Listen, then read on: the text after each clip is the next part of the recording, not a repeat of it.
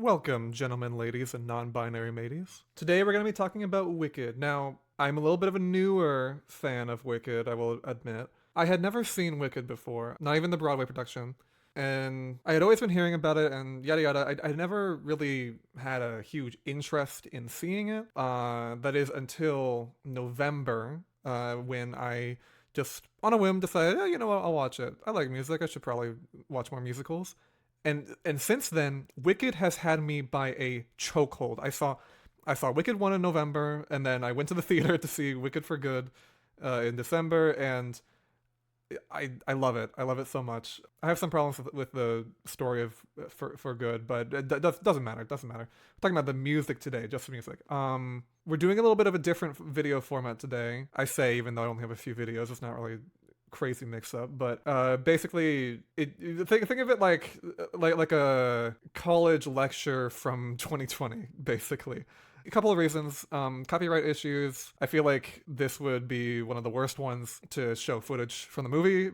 I think because of how small my channel is, I don't really need to worry too much about copyright issues, but still wanting to be careful just in case. Essentially, I'm gonna be showing like a little flowchart thing. We're gonna be making the flowchart this time. I had a flowchart last time in the Puss in Boots video, but this time we're gonna be like actually like making it, like showing the connections as we go. That's gonna be in Clip Studio, and then I'm gonna have a different thing open of MuseScore, which will have all the music that I was transcribing by ear. And just so no other composers freak out at me for using MuseScore, I use it for YouTube, like because the MIDI is better. I use Dorico when I'm actually composing. Don't freak out at me. Okay. Anyway, copyright issues is the one reason why we're using this kind of format. We'll still have visuals without actually showing the movie. I think it'll be maybe a fun thing to do. I don't know. I'm just recording this all in one session. Hopefully one session. Hope nothing gets interrupted. And this means that the video will be made faster, hopefully. Before we start, a couple more disclaimers. I'm only doing the music from the movies, and don't freak out. Well, I have a good reason. It's because I would only want to either focus on one, either the Broadway songs or the movie songs, and I'm choosing the movie songs specifically because one, there's like a couple extra ones, and two, they add a lot more. So like there's just a lot more to dissect with the movie music. I'm not saying that the songs in the movie are better 100%, because there's definitely some give and take with between the movie versions and the Broadway versions. Actually, Shay Frillis did a great video on comparing movie one's music to the Broadway music. I highly recommend. I'm bringing that up not just to point you over there, but also because there's something that he said that I'm going to bring up in just a moment, actually, when we're going through the music. Anyway, yeah, Broadway stuff is still awesome, but please understand, we're just focusing on the movie stuff. Another disclaimer, I mainly just transcribe the melodies. There's a lot of music to go through. I'm not going to transcribe the whole every single chord and everything. I did for some, but not everything. I'm not going to be going over anything like in the actual score of the movies, just the songs, because there are so many there are so many little references everywhere in the score for both movies. And if I went over every little thing, we would be here forever. And I mean, most of it would be just me going, they're playing the popular motif here because Glinda's on screen. And like you know, like if you listen to the music, like you know when it's coming on, like you can hear it. I don't have to point that out. I'm just pointing out the stuff that I found interesting. I am pointing out some obvious stuff because it's still cool, but anyway, yeah. Okay, I guess we'll get started. So here I have the little the basis of the flowchart. I have it like arranged in a little circular form. We're gonna be pointing things to each other to show the connections. We have all the songs around here, and then in the middle I have two motifs. Like they're introduced in No One Mourns the Wicked, but I feel like they're kind of a separate thing. They're not specifically from that song. They're just things that are through lines throughout most of the music. So I kind of had them separate here, so we don't have to have everything connect back to No One Mourns the Wicked, so we can just like have it just be here. We're gonna make everything invisible. Just gonna focus on things as they come. So first up is No One Mourns the Wicked. Now, it introduces three motifs through the instrumentals, like, immediately. First is, obviously, you know, the Wicked motif, which is what I'm calling it. There's not really, I don't know if there's a name. I'm doing all this, by the way, like, without looking at any, like, interviews or anything from Steven Schwartz. I wanted to challenge myself to just, like, transcribe everything, try and make connections on my own. And so, if I mess anything up, sorry, I probably should be going more in depth, but I wanted to challenge myself. So here's this.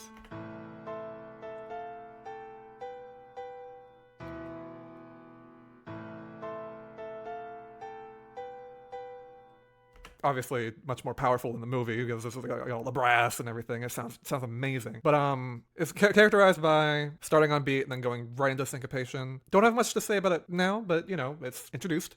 And then we have Unlimited, obviously.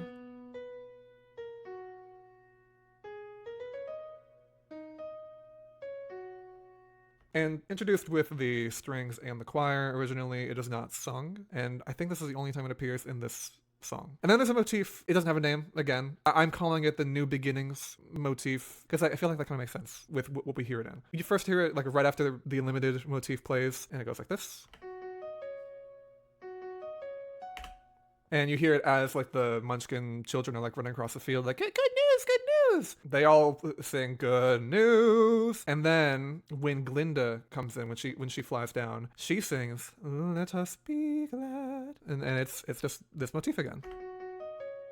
But, you know, not necessarily on beat because she's kind of doing her own thing at that point. But, like, let us be glad. And then later when she sings goodness knows, that's also this motif. So it appears multiple times throughout this song, not just in instrumentals, but also sung. So that's what I have here. For every song we're going to be having their picture of the main melody. The next thing I wanted to mention is when it goes into the flashback, when it goes to the mom and the father. It's in 3/4 when they're like, oh, acting all lovey to each other. And then it switches to 4/4 right when he says sight. We hear a muted trumpet come in, and the muted trumpet is used basically anytime the wizard is singing. I don't know, it kind of gives like a 50s feel to his scenes. He's like, because that's like the time period where he's from, I think. I should probably look into that. So that's like our first little hint as to who this mysterious guy she's cheating with is. And then when we go to Elphaba's birth scene, we hear the New Beginnings motif again in the instrumentals. Like instrumentals first, and then it's sung. The fox nurse sings, I see your nose.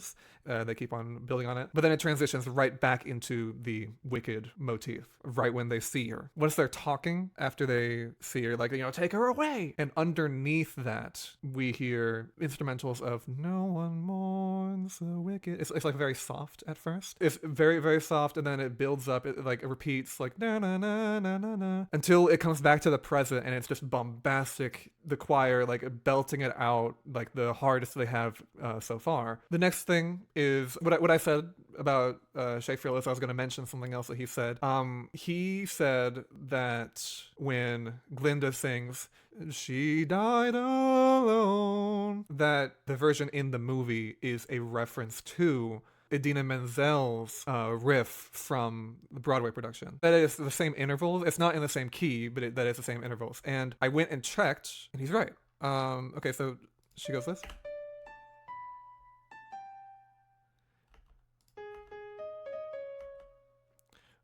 So we have, this is the original one, and then I transposed it up here. So it's just a tiniest bit different where it goes down here instead of up to a B. But yeah.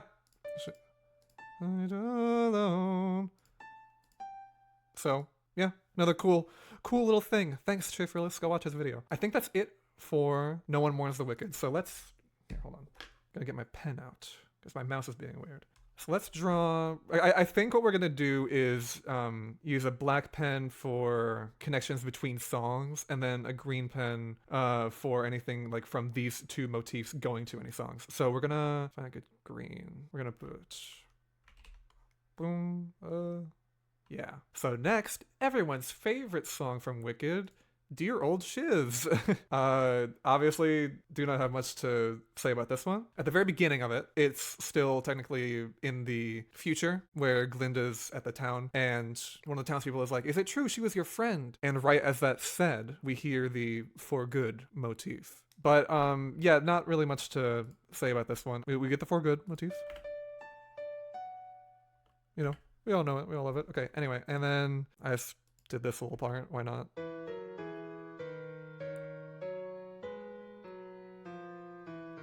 Yeah.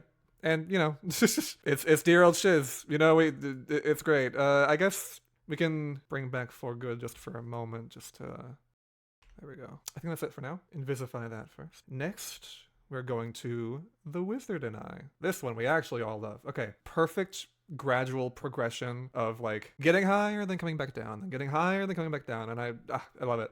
The Wicked motif might be here in the main melody. Like not, no, it's not here. Like it's not like actually like explicit, but it could be like, I want to say it's like the beginning of it. You know, like how like this could be like the beginning of the Wicked motif, and then like morphs into it the Wicked motif like as she grows, I guess. Because it's like.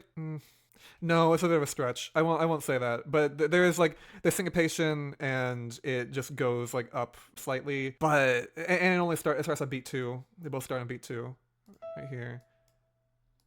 So I'm gonna say no connection, but I'm just pointing it out there because I feel like there might be. But yeah, anyway. I just for fun put other melodies here, and then yeah, okay, and then here is when Unlimited is played again. Note that it is in C sharp.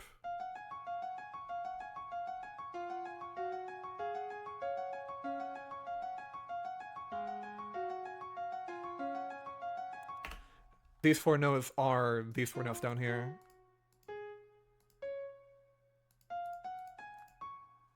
So that's cool. Cool thing about this version of Unlimited is, not this version, but this appearance of it, is this is her in the past looking towards the future, which is our past because we already saw it. And she's saying it's unlimited when she is looking to a point in time that most shows how limited she is. Kind of, not really. But then also shows that she's living on after her death. I just did air quotations, you can't see me. And I know the point of Unlimited is about her abilities, not her actual, like, literal lifespan, but I just thought it was a neat connection there. Yeah, by the way, you should probably not watch this video if you haven't seen Wicked, the stage play or the movies. I don't know why you would be watching anyway, but anyway, I love Unlimited.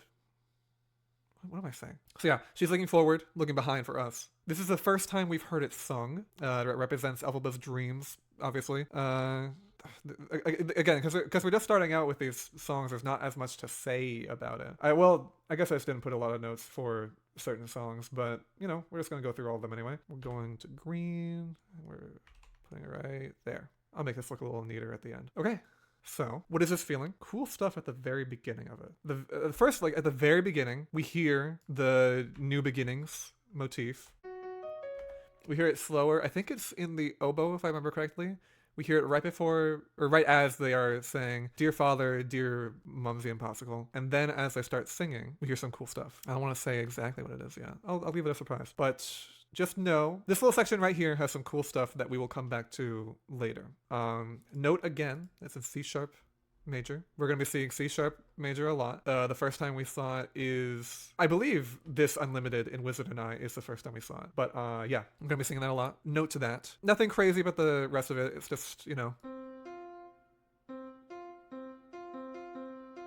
going back and forth a lot, but it's a good song. We love it. It's just, I don't have much to talk about. What is this feeling? We'll leave for now. Next, we're going to Something Bad. Yes, everyone's favorite song. We all love Something Bad. Okay. We are going to be coming back to it because it's called back to later. But for now, we're just going to play it and then move on because there's not much to say right now.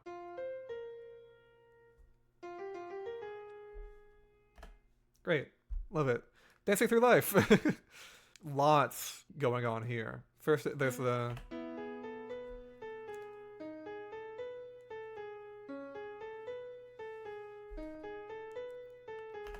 that melody on its own is called back to a lot in this song, a couple of times in the score of the movies. That's neat. Here's the actual melody.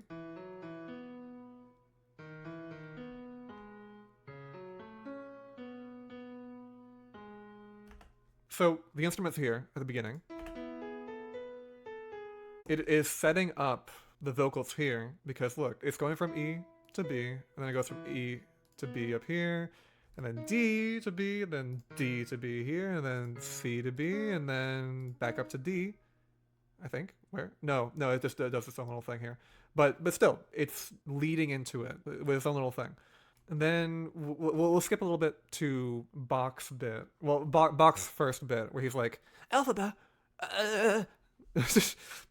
Yeah, that's my Bach impression. Okay, she's a tragically beautiful girl. And then Glinda says, you would do that for me. And then we hear it right after in the instrumentals. By the way, sometimes the timing is not going to be perfect in this because there's a lot of times where they're not on a strict beat, you know. And this program is, I could like add like multiple like retardandos, stuff like that, but just to keep it simple, just focus on the notes sometimes rather than the actual speed or rhythm. But anyway, you would do that for me is repeated in the instrumentals. Trust me, there's importance there in a moment. Then underneath Fiyero and Glinda's duet right after, you hear a little bit of the guitar from the opening. Just playing this melody. The guitarist is playing that. Underneath them being like, now that we've met one another. We have Nessa's solo where it's like, and that's important, very important music to her and Bach. It's repeated later in this song when Bach is doing his little almost confession. And then we go to Galinda and Elphaba's talk when Galinda gives her the hat, and the instrumentals underneath that are the notes of What Is This Feeling, but transposed up. Might not be in that octave, might be a different octave, but that's playing underneath them talking. And then we hear Galinda start singing, like, you deserve each other, about the hat. You deserve each other is a motif that is like, I'm not going to be talking about really, because every time it appears, it's just like, you know, it's obviously calling back. There's no like secret appearances of it, you know? So there's that. And then after Galinda gives Elphaba the hat, we hear an instrumental version of I Loathe It All. It's played on the flute. It's very soft.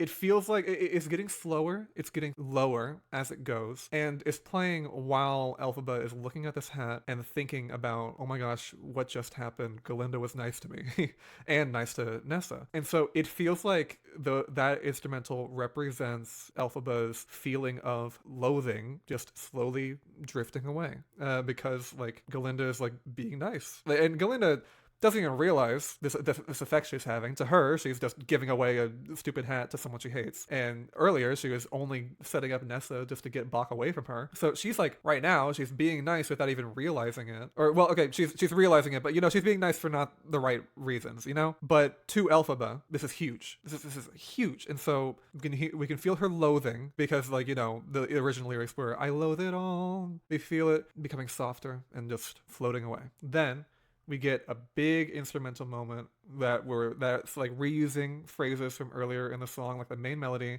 and the background instrumentals when they were talking about the Ozdust earlier, when we're going to the Ozdust. And so it's big, it's loud, it's great. And then there's a motif repeated in the background of Bach and Nessa's conversation. First we'll go like, Nessa. And then we hear a motif repeated in the background of Bach and Nessa's conversation. And here, we'll just play all three of them.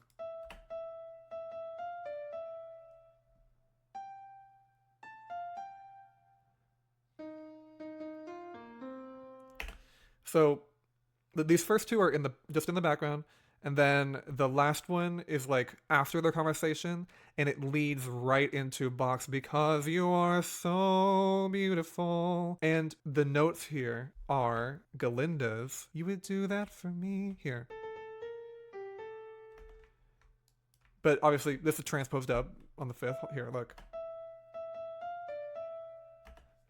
So it's the same intervals, just different notes, you know, transposed up, and then it develops, it goes up again, and then it goes down. It lands on a different note. This little repeating of a motif, this feels like Bach's uncertainty becoming certainty, I guess. Best way I can say it. Because he comes into this moment wanting to tell Nessa, hey, I don't actually like you. Which, you know, it would have been good for him to say that. Would have avoided a lot of trouble later, but, you know, it's fine. What happens. Anyway, he's about to say, I don't want to do this, but he's unsure while saying it. And then it's just like, oh, you're doing this because you feel sorry for me. And he's like, no, wait, hold on, you're cool. Like, because it's not that he doesn't like her, he doesn't like her that way, and he's trying to make her feel a little better by herself. And then he sees Galinda and Fiyero going off somewhere else, and he's like, ah, oh, dang it. Well, I guess she is beautiful. I'm just gonna stick with Nessa. And then so it just shows that little internal, like, I don't want to say growth because it's still like leading her on, but that internal change from being uncertain to like being in this now. And that's two moments in a row of like a little motif being repeated 3 times to show someone undergoing a little bit of change. Like first with Elphaba, and then with Bach. And I don't know, I think it's cool. First it's with oboe, and then with flute, and then what was it? It was either horn or trombone. I think it was horn. But yeah, and then it doesn't appear in the song. There's a motif that appears in the score while Elphaba is standing across from Galinda, basically inviting her on to dance with her.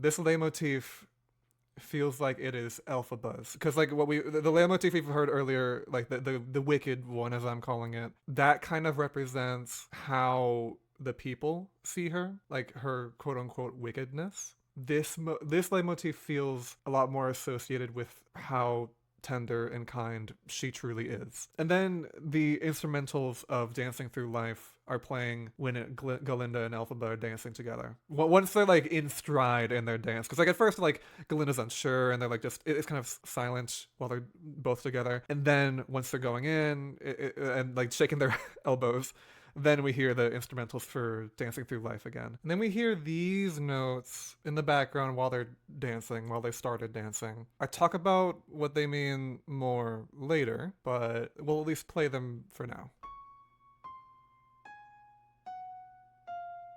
And then the chorus joins once everyone else joins in. And yeah, Dancing Through Life. Love it. Let's see.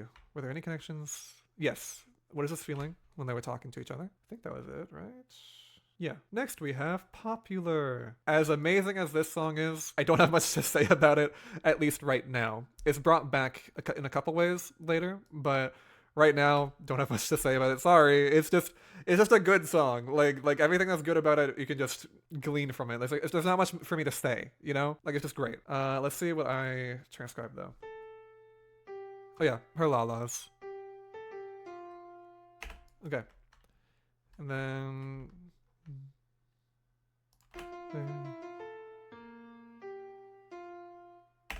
I transcribed that because I wanted to try and connect this to like to the New Beginnings motif, but I think that's a very flimsy connection, you know? It is the same intervals, but I don't think it's actually a connection. I think it's just like, you know, they just happen to use the same intervals. And and not in the song, but right after Galinda tells Elphaba, "Why, Miss Elphaba? Look at you. You're already beautiful." Or whatever she says. We hear the For Good motif right after she says that. So even though it's not in the song itself, we'll connect that. Yeah. Next is I'm Not That Girl.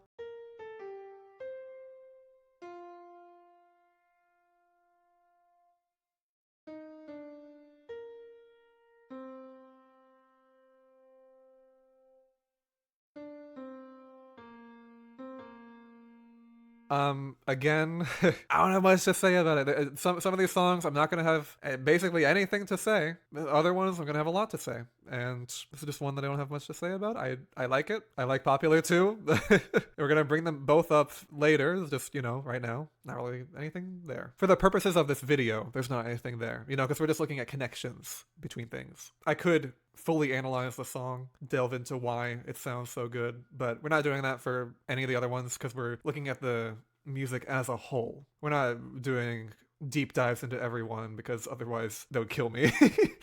Anyway, next is One Short Day. At the beginning, in the soundtrack version, it adds instrumentals, and those instrumentals are I'm Not That Girl. And I think it's playing underneath the three of them talking, Glinda, Elphaba, and Fiyero. So, you know, makes sense that I'm Not That Girl is under that because, you know, it's Elphaba and Fiyero talking.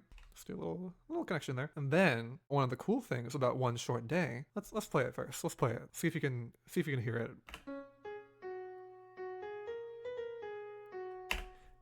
Did we catch it? How about we go back here? Let me actually click it this time.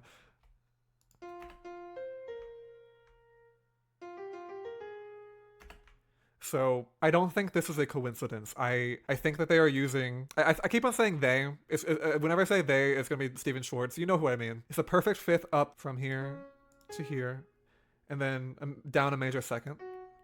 Exact same for something bad, just, you know, different notes. Here, let me go back. Yeah, starts on F, ends on B flat, and then here starts on C sharp, ends on F sharp. Now, you might be wondering, if they're using the same notes, why does it sound sad / scary in something bad? And why does it sound all happy and jovial in One Short Day? Well, outside of, you know, the chords that are happening here, One Short Day is not, like, played straight, you know? Like, this is just like... Yeah, na, na. It's just eighth note, half note. Here it's a little more playful. It's not on, not every note is on beat. Like this is on the of one E and then that's not on one, that's on the and of two. You know, so it's a little more playful in the rhythm, but then also in the notes, this motif ends on like a note that wants to be continued. I'm thinking about this. I don't know if I have the right key here. I could go back to it, but okay, the point is this note wants to keep going. It doesn't sound like it's the end. And it does keep going, but then even here, still doesn't sound like it's keeping going. It's just, it sounds uncertain as a result. But here, we go... It lands right on Do. It lands right on the note of the key. It lands on F sharp. And then it keeps going, just like the last one, but it, again, ends on F sharp. So this sounds more resolute. Like, yes, this is meant to be, despite this place being the reason for there being something bad happening in Oz. I love that this is just a little subtle hint that this city / the wizard is the cause of the problems in Oz. Next thing in this song is that, like, during the play in the city, when they're mentioning the magical wise ones, the choir vocalizes the unlimited motif. And then, you know, when Idina Menzel is on stage, she obviously sings her Defying Gravity riff, obviously. And then at the end, when they're like two good friends, it's the same notes as One Short Day. It's like two good friends. And yeah, okay, let's go to the connection board. Firstly, we're going to connect something bad to One Short Day. Then unlimited is in here too. I think that's it. Next up, a Sentimental Man. This is where Jeff Goldblum goes, I am a big and hairy chud. The motif that I mentioned earlier that appeared in Dancing Through Life, the little Elphaba motif, what we'll call it, it appears again when the wizard gives Elphaba her little figurine. Everyone Deserves a Chance to Fly is set up here.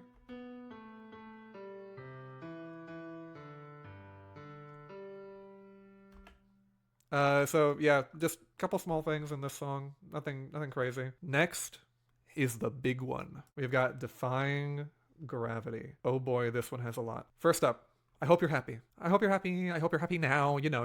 And then at the end, it's like...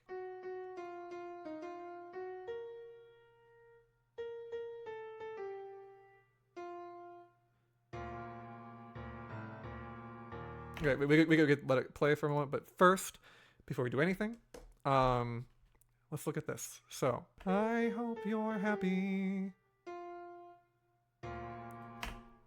This is straight from I'm Not That Girl. You're happy. It goes from B to A to G. They're both in B flat, and then it ends on F. I'm Not That Girl is a song about Elphaba's feelings for Fiyero, but an obstacle...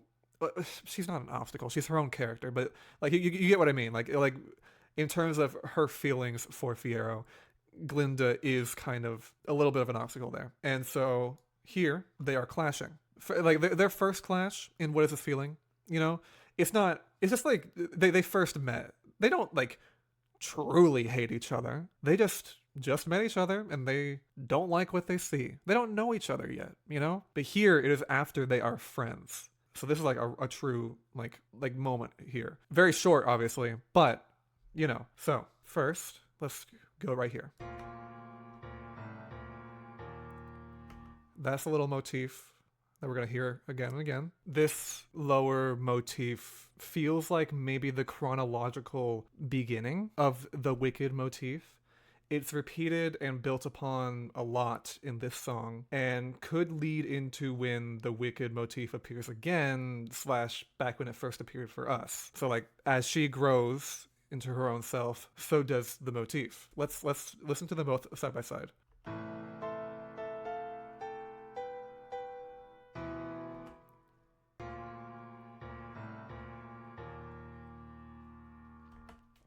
So it is obviously not the same. The Wicked motif starts down and goes up in the upper voice and starts on beat 2. So I'm saying they're connected, kind of just because I want to.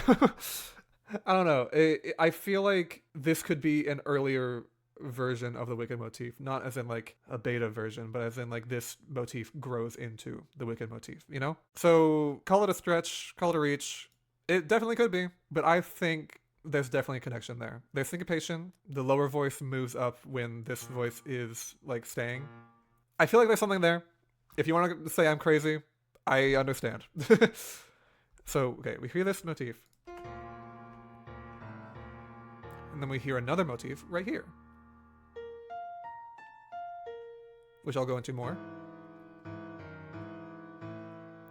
then we hear the lower motif again. First thing though, it goes from B flat major to E major. They are direct opposites on a circle of fifths. That could just be, you know, because, you know, music theory, it's nice to go to direct opposites, but also it is a little change in emotions right now because it was like a clash, like I mentioned. And then now Glinda's trying to appeal to her. And, I'm getting ahead of myself. Let's listen to it first.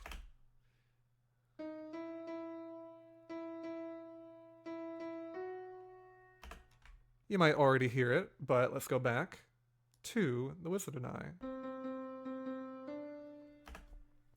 Different key. It's transposed up here into Defying Gravity, but it's the same. Besides this first note, it holds on one note the whole time and then goes up to one. Wizard. Whenever they say wizard, it's like wizard. When I meet the wizard, it goes up on wizard. The main difference is here, again, transposed from C major to E major, and it's changed from being mostly syncopated over on Wizard and I to being mostly on beat. You can still be with the wizard when I meet the wizard, you know? Anyway, Defying Gravity starts in B flat major, which was used in I'm Not That Girl. The common thread between those is the tension between them. Then it goes into E major, direct opposites on the circle of fifths. E major was also used in Dancing Through Life, and this is a moment when they are when Glinda's trying to appeal to her. Common thread there was their friendship. In Dancing Through Life, it literally goes from tension to friendship, and so this moment again is tension to friendship, appealing to that friendship. But then Elphaba takes that friendship, she sings along with her in E major. Again, not timed perfectly because they're kind of doing their own thing, but let's keep going. Takes that friendship in E major, but she moves it to something else because she can't do what Glinda's asking of her. And so she moves from E major to C sharp major.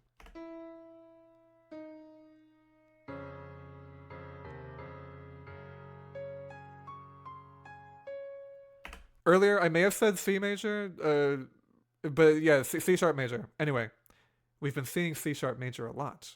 Not a lot, but I pointed it out earlier. The last time we saw it was in Unlimited, in The Wizard and I, and then also the beginning of What Is This Feeling. The way that this key is used, it's not productive to just stick it down to one emotion, one feeling, but it could be seen as like defiance from Elphaba. It is the furthest away that you can get from G major, kind of, which is the key for Sentimental Man over here. They are exactly on the opposites in the circle of fifths. So yeah, again, we see this lower motif here, and then the higher one, which we'll get to in a bit. Now we're in a little cadenza-like section for Elphaba. She's got her solo. She's in her own time. She's not like, right now, Cynthia is not singing. Cynthia Erivo, I'm not on a first name basis. Cynthia Erivo is singing her own passage without a strict beat, which makes sense. She's not wanting to be held down by anything. And right now, as she's expressing she can't be, she doesn't have a solid beat. Makes sense. Okay, again, all this timing is gonna be weird because I was trying to time it to like how she was singing it, but it wasn't really working. Just focus on the notes and not the actual timing / rhythm I put. When we get to this section though, that's when we see some cool connections. Okay, so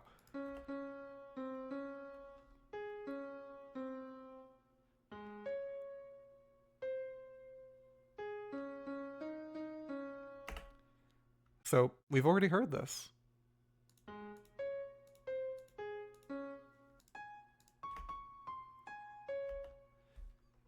So we've already heard this in this motif that we've been hearing earlier. So we hear rules of someone. And here we have missing those notes right before it. Well, not actually, because that's a G sharp, and then down here is a D sharp. Those are the notes that we're having. What are they? This is Unlimited. Just snuck in there. I could use one of the earlier versions. Let's go to when she sings Unlimited at the end, because it's in the same key, easier to hear. Where is it? Yeah, here. Rules of someone else's game. So, she doesn't want to be held by the rules of someone else's game. She is unlimited. And so, yeah, we hear Unlimited in this before we actually hear it at the end. So just snuck in there in the instruments and in what she sings. But we heard this kind of version of Unlimited a while back already. Let's go back. Hold on. Where is it? Oh, I don't know. Maybe right here in What Is This Feeling? Alright. What the heck? G, C sharp, B, G sharp, C sharp. So look at that. Wow.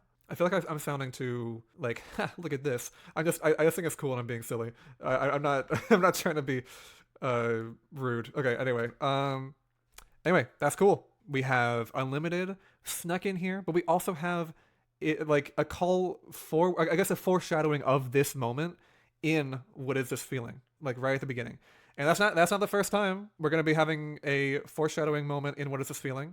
We have more to glean from that little opening there, but this is what we're hearing now, and it's cool. Anyway, we keep going.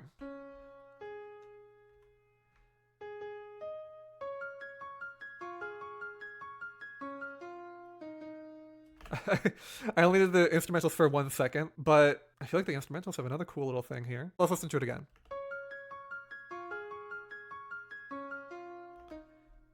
These instrumentals here, this could be just, no, I don't actually think this is, because it's just a normal thing to have it be like rolling out the chord. But I'm going to mention it anyway. It's a flimsy connection, but I'm going to put it out there. Listen to this. This kind of sounds like the For Good motif, doesn't it? Again, it could literally just be rolling out the chord, just a coincidence, but I'm putting it out there just because it's something that I heard and I thought maybe. But anyway, the section right after she says Defying Gravity.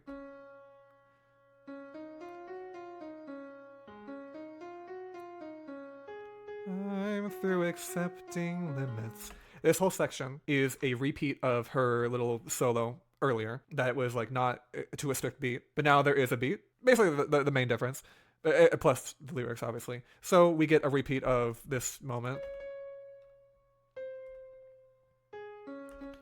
Where do we get a repeat of it? Oh, right up here.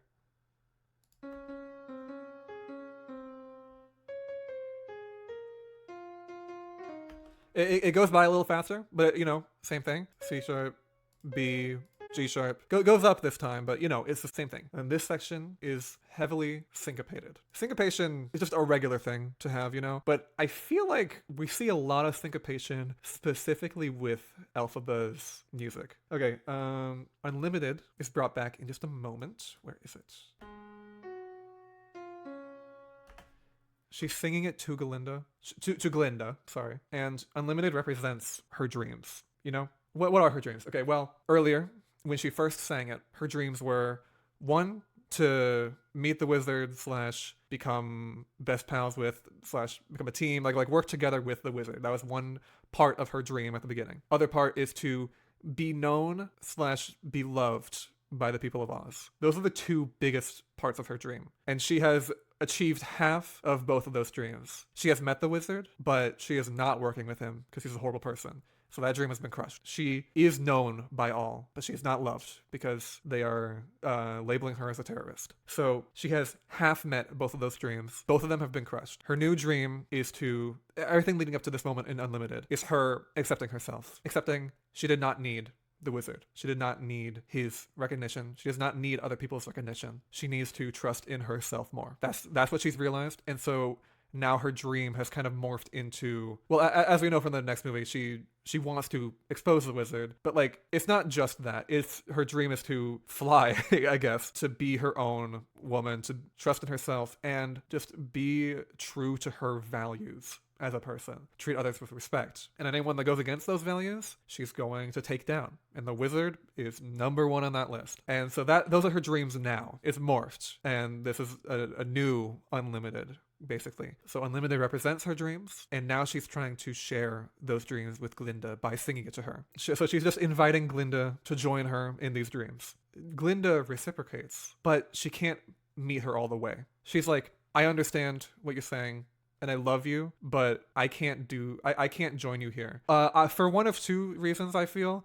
Either it's like she's not strong enough, like her power comes with her status and how she knows how to use it. She feels like, let me say that. She feels like her power comes from her status and how she knows how to use it. And so if she were to go off with Elphaba, she would lose that. And so she's scared of that. But at the same time, she's still saying, I love you and I'm going to support you. And I feel like it could also be that she feels like she would bring Elphaba down. She might feel that. Anyway, this is just all my own interpretation. So beautiful moment of them in harmony. I guess I'll play it. Why not?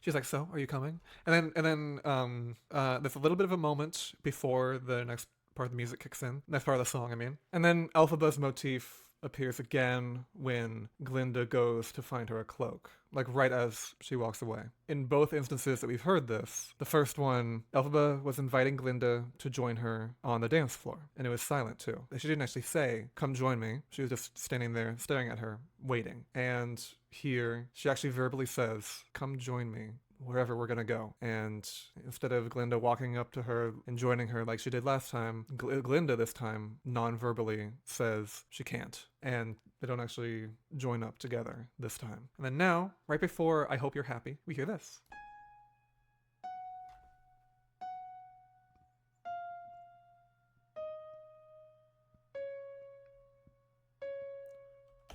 What is that, you might ask? Sounds not very important. Well, let's go back a little bit.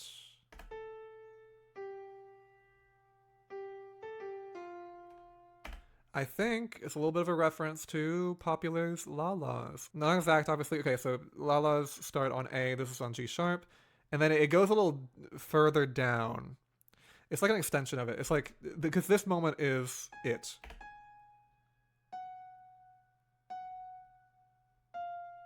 That part is it, right there. Those little la-las, obviously transposed. And then it keeps going right here.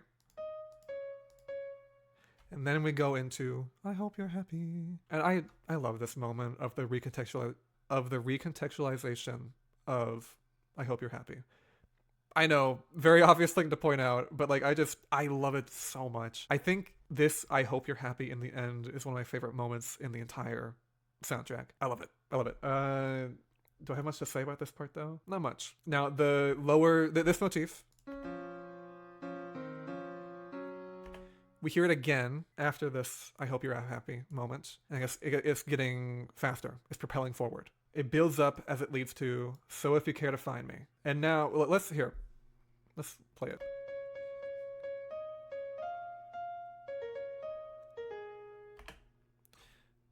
That is another callback to none other than, yeah, here. This is Wizard and I.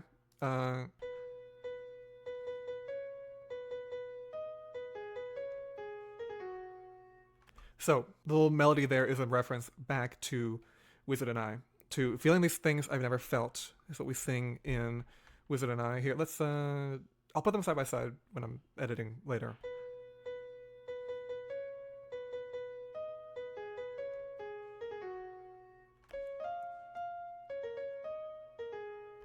And it is transposed up from B major to C sharp minor. I mean, C sharp major, of course. The connection here is originally she was singing in Wizard and I, she was singing about standing with the wizard. And now she's singing about standing tall on her own, or maybe not standing, flying, but being on her own. She's changed. And then Elphaba sings, everyone deserves the chance to fly.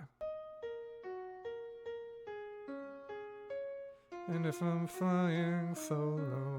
And again, this is C sharp major. When we first heard Everyone Deserves a Chance to Fly, it was in Sentimental Man, which was in G major. Again, direct opposites on a circle of fifths, and it's like he's throwing it back at him, obviously. She actually means everyone. And then At Least I'm Flying Free is a repeat of earlier when it's like too late to go back to sleep. Okay, so it's Unlimited. She sings that, and then she sings a little higher.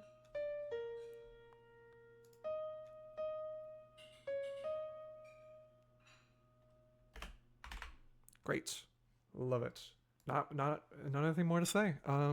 Lovely song, obviously. This is a bit of a basic pick, but this is my favorite song of everything. There was a lot to go over there. I think that has the most, that I had the most notes for that one. So let's go through. We obviously have the Wicked motif here. Sorry, the Unlimited motif. And then we kind of have a flimsy connection to a Wicked motif. I'm gonna put it there just because I want to. What else do we have? We have, I don't think I have No One Mourns the Wicked. We don't have Dear Old Shiz. We do have Wizard and I. We have plenty of that. Let's bring that down. What is this feeling? Yes, because of the first original part. Something Bad? No. Dancing Through Life? Yes. I believe we do. What did we have? We had something from Dancing Through Life. Oh, I think I was just mentioning that Dancing Through Life had the same key as a certain part over here. That's not going to be enough. I won't do a little connection there. Popular, yes, we have the La-Las. I'm Not That Girl. We have the beginning part of that. And then Sentimental Man, we do have, because we had the Everyone Deserves a Chance to Fly. So, yeah. Oh, should I be doing arrows so I know, like, what's going to what? Oh, it's going to look messy. Oh, I'm not doing the right layer for these. Oh, boy. Doesn't matter. It doesn't matter. Okay, I put arrows. I'll try and put more arrows as we go. Next is Every Day More Wicked. We are moving on to movie 2. So, a lot of connections here, but they're all very obvious. We're just going to go through them all. Okay, so, reprise of the Wicked motif, obviously. I didn't write it down because, you know, we've already heard it. But, yeah. So, let's just do it as we go here. And then No One Mourns the Wicked in the orchestra before the chorus starts singing it with Every Day More Wicked. Boom. Okay.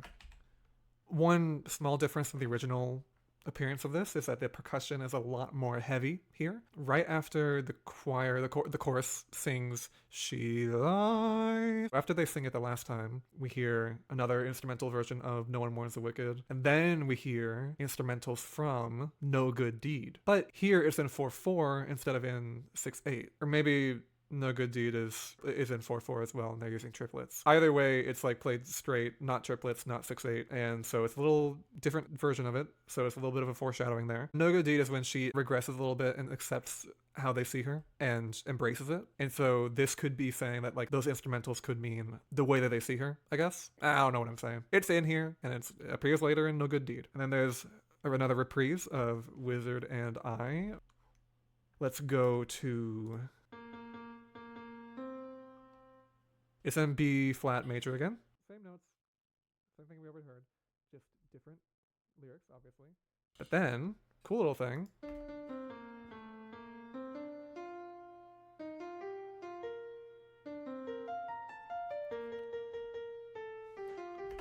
So, we have a little unlimited motif again here, but transposed, obviously, to B flat major. It's the version of the unlimited motif that we heard in Defying Gravity. Let's give Unlimited a little connection here too. Right after she does her little reprise of Wizard and I, we have a little instrumental of One Short Day.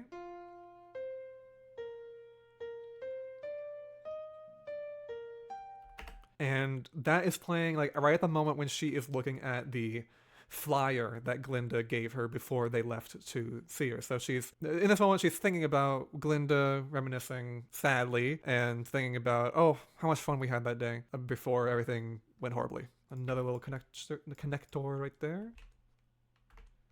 Okay, right after that, we have the reprise of the chorus's moment in What Is This Feeling, where they're singing to Glinda. Different lyrics, obviously, but same thing. So we'll put that there.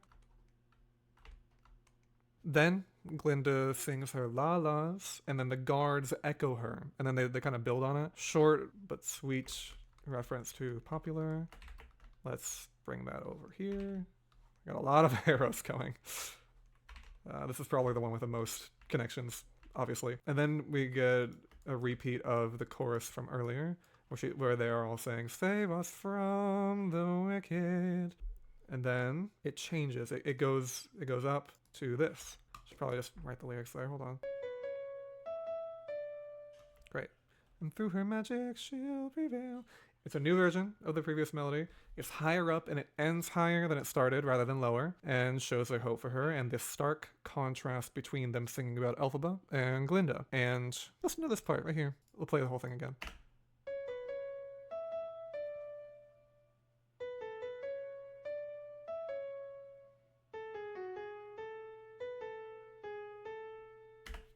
Listen to, what do you think this is from? Guess. Guess what that's from? Guess. You're all wrong. It's from Dear Old Shiz. Okay, let's go back. Hold on. Look. She'll make it. You see what I'm saying? You see what I'm saying? I don't know. It just really sounds like it to me. So I'm counting it because I think it's funny how it even references Dear Old Shiz. Let's put that up there. Okay, so we have a lot of connections here, obviously. I feel like this song does a really good job in using melodies we've already heard, but building off of them in cool ways. Like even just Glinda's la-las, they're built upon with like an entire choir represented by the guards. They're singing like la la la la la la la la, and it's a really short thing that's expanded upon nicely. And they do it again with like Every Day More Wicked, and then We Believe in Glinda, changing it to that. Yeah, I think it's nice. Good song. Everything was kind of obvious though. So yeah. Okay, and next up it is Thank Goodness / Couldn't Be Happier. It's in 5/8. I love 5/8. It's very fun. There's a little bit of I'm Not That Girl instrumentals during when Madame Morrible is talking, and then a lot of meter changes here.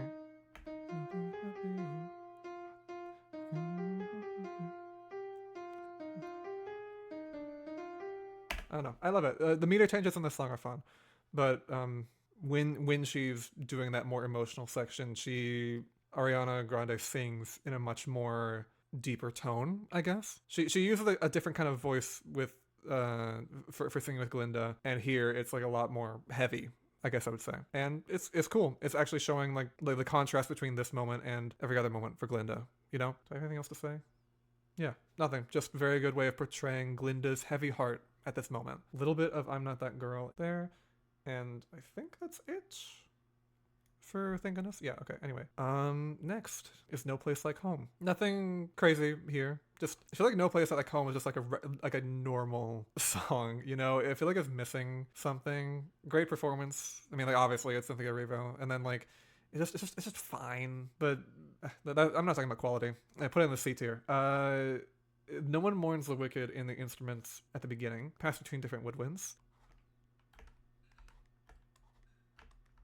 And with the lyrics, No Place Like Home is sung 3 times in the first half of the song, separately, and then 3 times in a row near the end, and then once at the very end. And as we know, Dorothy has to say it 3 times, so neat little reference to that. So yeah, just okay song. I think the message is really good, especially for the times we're living in right now. But just okay song, don't have much to say about it. Anyway, The Wicked Witch of the East.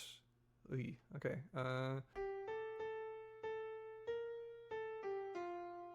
when Nessa sings that night at the Ozdust, same notes as what we heard when the Ozdust was first introduced. It was like ba na na na na na na. So neat. Okay, we're obviously gonna have a lot from Dancing Through Life. So let's just put that there right now. Boom. There. And then we have the unlimited instrumentals, not the actual sung words of Unlimited, not the melody of Unlimited, but just like the background instrumentals we have at one point. I think when Nessa is no, when Elphaba is looking at the Grimoire, or maybe when the Grimoire opens up. I don't know. I know it's the Unlimited instrumentals, so I'm gonna give that there. And then we have a little reference to Something Bad, where she says something good. Yeah, there's not much to say about this one. I mean, important to the story, but not a crazy amount of things to talk about. And that's okay. And then when she's like, please, oh please save him, that's obviously her music from her solo from Dancing Through Life, where she's like, finally for this one night. So again, more connections to Dancing Through Life. I think that's it. Okay, we are on Wonderful.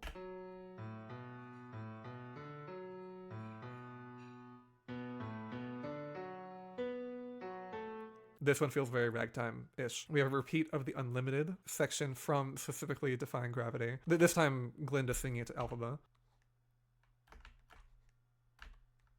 Put Unlimited and Defying Gravity there, I'm gonna say, because it's specifically that version of it. And then that Unlimited section ends with the wizard singing a celebration throughout Oz. That's kind of like a callback to when he sang Everyone Deserves a Chance to Fly, and then Elphaba threw it back at him. I feel like this is kind of a callback to that, where she sang a celebration throughout Oz, all to do with me, and then he's throwing it back at her and like, hey, remember that? Being the con man that he is. So let's connect that there too. So Wizard and I is Wonderful. Yeah, I think that's it for this one. Oh, and then I'm Not That Girl reprise. I'm Not That Girl is connected to this one. Then we are in... I mean, okay, what do you want me to say about that one? Like... It's just I'm Not That Girl reprise, and maybe there was a reference to something else that I didn't. I just listened to it once, and like I was like, okay, yeah, sorry, I'm just gonna leave it there. Now, As Long As You're Mine, I love this one. Okay, let's listen. There's a lot to this one.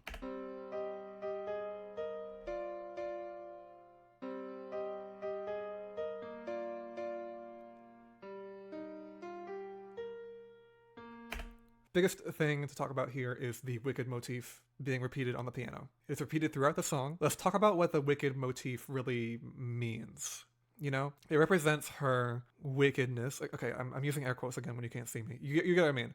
Like wickedness, like which is from the perspective of the people, plus the thoughts she's internalized over hearing it so much over the years. Not hearing the motif, but like hearing people calling her names, whatever. So the Wicked motif represents at the same time how people think about her, plus how like those thoughts have been internalized within herself. So why is it playing now? Well, she has been ostracized her whole life, but she's really been an outcast during the time skip to the present, like she chose to be. And now someone has decided to not just see her struggles, but join her in her life as an outcast. So this motif is being used as like a way to show her feelings of like, no, this doesn't feel right, you know, because like someone is loving her, but that doesn't make sense with what I've known about myself my whole life. What the heck? So that's kind of what this motif is being used as for right now. And here it feels kind of gentle and uncertain. Okay, let's actually go back to the very first. Hold on.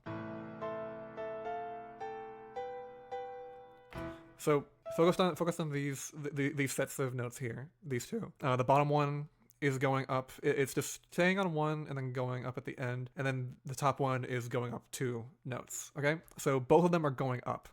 Then we go back to where are we? Here. All of it is going down now. Here.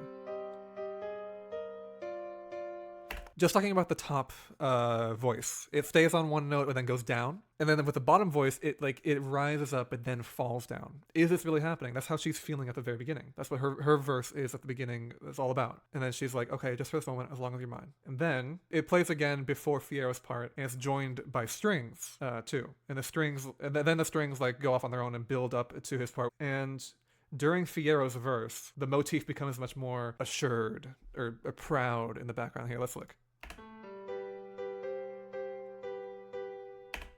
The top voice has changed from just going down to going up and then down, which is the same as the bottom voice earlier. But then the bottom voice here is just staying the same. There's a little bit of a difference in the contour, so it feels different. In a different key, it is changing. It is morphing as we go. Fiero has looked at her uncertainty here, and he has said, this is real. So this motif is becoming, okay, still unsure, but okay. And then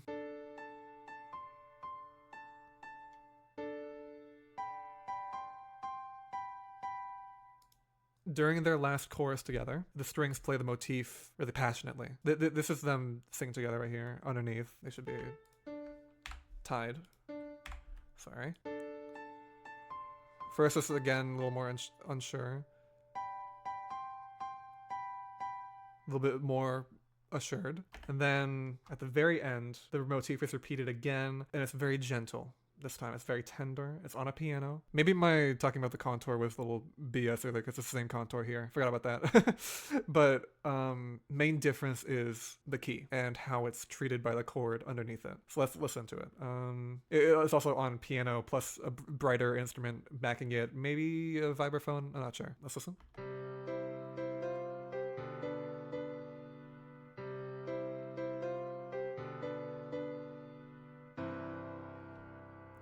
And this is not exactly what's happening in the instruments underneath, like this part here. This is just like me outlining the chord and what I heard from the instruments there and when they're changing. Let's look at these notes here. So this is C and E. We're in the key of C major right now, so that's perfectly. Is that C? No, that's not E. That's E. That's G. Sorry, C and G. My bad. I'm a treble clef brain.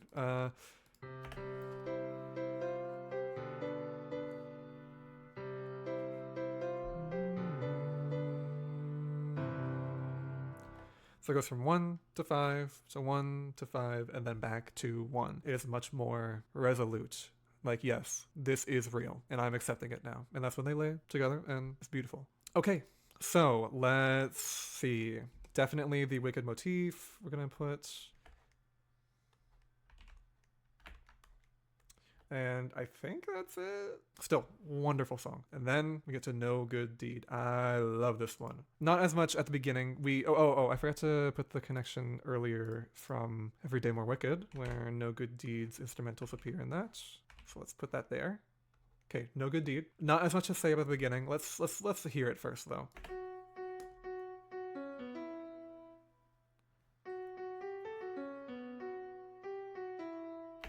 She brings up Nessa and then Dr. Dillamond. When she says Nessa, it's the same way that we've heard it the whole time. I feel like the Nessa thing is its own motif, but it's not a big enough motif for me to put it up here with Unlimited and Wicked. So all I'm gonna do for that is put a little arrow from Dancing Through Life to show that Nessa's motif is here. Okay, and then after Nessa, Fiero, she's like, Fiero. Sorry, Nessa and then Dr. Dillamond, she says Fiero, sings Fiero. And the second time she sings Fiero, we've got a lot going on. Firstly, she sings Fiero, and it's to the riff from the end of Wizard and I. Let's hear them both side by side.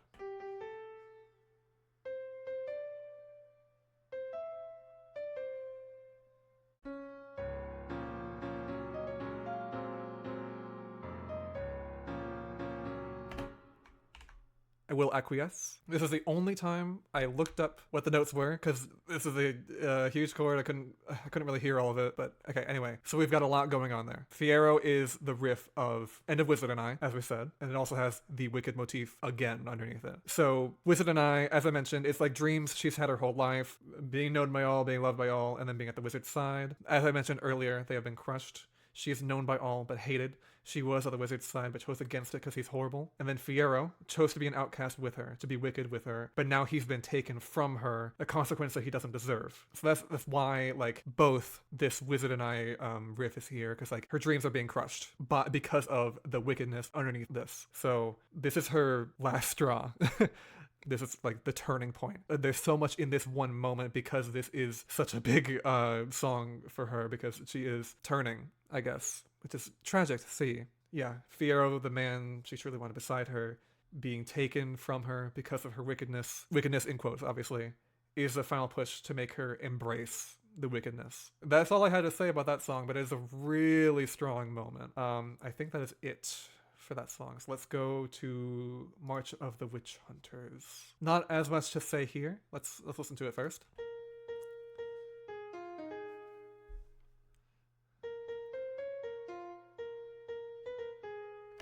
Now, wickedness must be punished is the same melody as no good deed goes unpunished.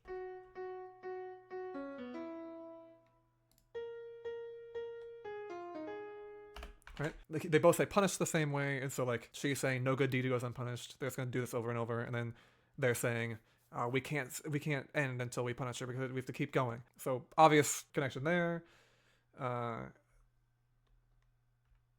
Yeah. And then we get to Girl in the Bubble, which is a song I actually really like. I think it's a really good addition. I think it's just a good song and doesn't have many connections that I could glean, at least. So please listen to it, though.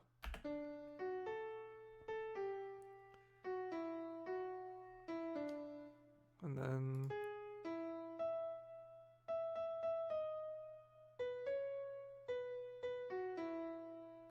great. Love it.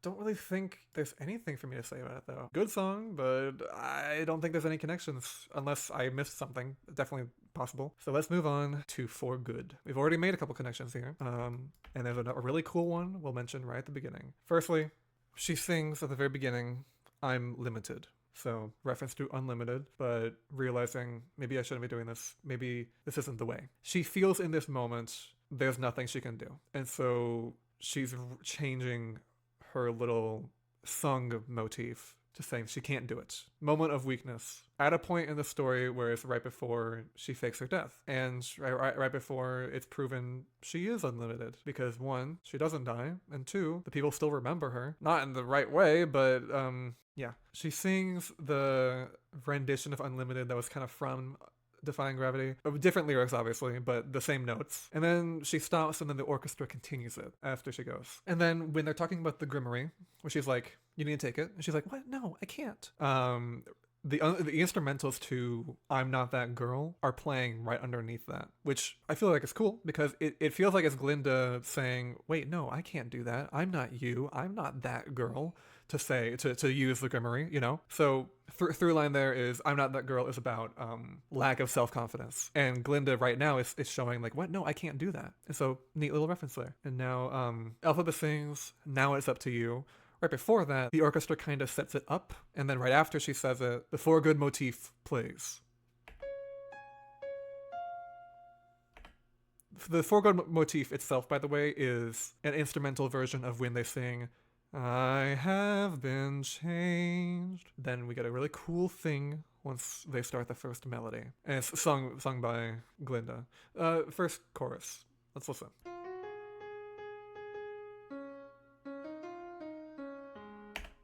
It's nice, you know? We love For Good. It's a good song. Where have we heard that, though? I haven't played it yet, actually. It's very possible y'all already knew, but I wanted to keep it a little bit of a mystery. But here, what is this feeling?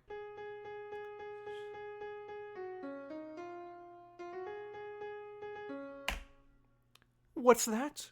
But of course I'll care for Nessa, like a ship long from its mooring. So, what is this feeling? This is their first duet, and it also foreshadows their last duet. I think that is so cool.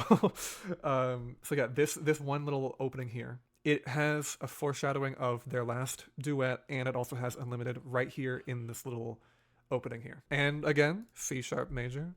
What is For Good in? C sharp major. The way I realized this is a little embarrassing. So I saw For Good in the theater, and in the score, after For Good is sung, they keep on playing, ya-na-na-na-na-na-na, And for me, I had been listening to the soundtrack for the first movie for like a month, keeping myself away from the soundtrack of the second movie. And so when I kept on hearing that in the score, I kept on hearing, but of course I'll care for Nessa. So I was like, why do they keep on bringing up Nessa? Like, why are they doing this? Because I'm just stupid and I didn't even remember the melody of the song I just heard. And then I was in the bathroom of the theater and I was like, oh, wait. So, yeah, a little embarrassing for me, but really cool connection. Let's just listen to their thing for a second.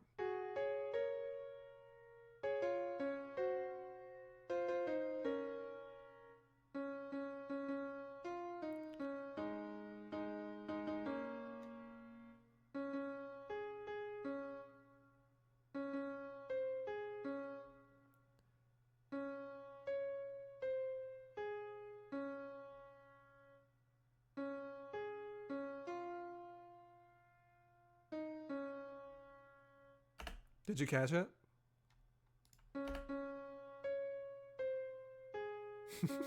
There it is again. Because I knew you. Rules of someone else's game. It's everywhere. It's everywhere. Okay, so really lovely song. Let's bring out the pen. Okay, what is this feeling? Foreshadows that. Let's put the arrow there. Unlimited, obviously, in here. Was there anything else? I guess, okay, I'm gonna put Defying Gravity because like the way they sing Unlimited is very similar to that version. Oh, and then in the orchestra it actually does play Defying Gravity a little bit. So yeah, I'll put it there anyway. Oh, and then I'm Not That Girl because that's also in the orchestra for a bit. Let's bring that over. And I think that's it. Those are all the connections. That's all the notes I have. I think that's it. Thank you for watching. I appreciate it. I hope this was informative. I had a lot of fun going through this music. Took me a while, but it was really fun. And yeah, I hope I get released from the chokehold now. I keep on listening to this. I keep on every time there's a song in my head. It is a Wicked song, basically. So I hope this releases me from the curse of only being able to think about this music.